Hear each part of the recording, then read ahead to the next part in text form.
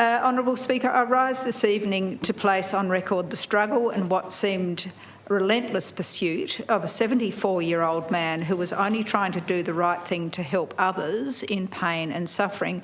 And I speak of Mr. Andrew Irving, who would be known to many in this place. Andrew has campaigned for access to medical cannabis and wants to see cannabis legalised. Andrew's wife, Marilyn, was his world. Unfortunately, Marilyn became extremely unwell. Andrew had grown cannabis at home to treat his beloved wife, Marilyn's pain and muscle spasms. She encouraged Andrew to continue with this work. Andrew, as a long-term advocate for the benefits of medical cannabis, channelled his energy and grief, which was significant, into helping others.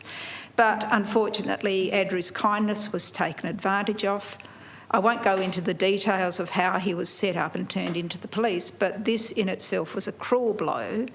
The charges were severe. The court process was diabolical. He suffered through the process, the many adjournments of his case, the worry of his predicament. Andrew has been, as I said, a tireless campaigner for extending access to medical cannabis for those who need it, having seen the effectiveness in treating Marilyn's condition. He wants to see cannabis legalised, and the cruel irony is that if it had been at the time of his arrest, then it would be unlikely that he would have been dragged through the mire.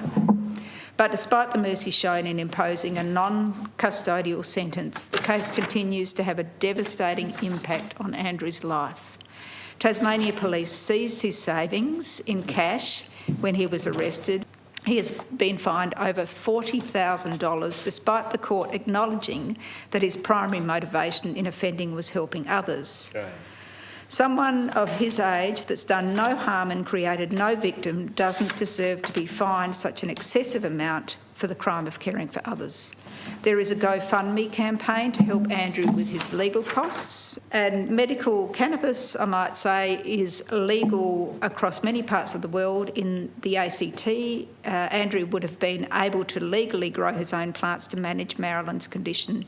It helps thousands of people in Tasmania treat conditions like serious chronic pain from which they can find no other relief. It's long past time we fixed our outdated Tasmanian laws when it comes to drugs. It's time to treat the use of drugs as a health issue rather than a criminal issue. And so if you can, please go to Andrew's GoFundMe campaign and help him in his predicament. And I'm very proud to call Andrew a friend. For a contribution.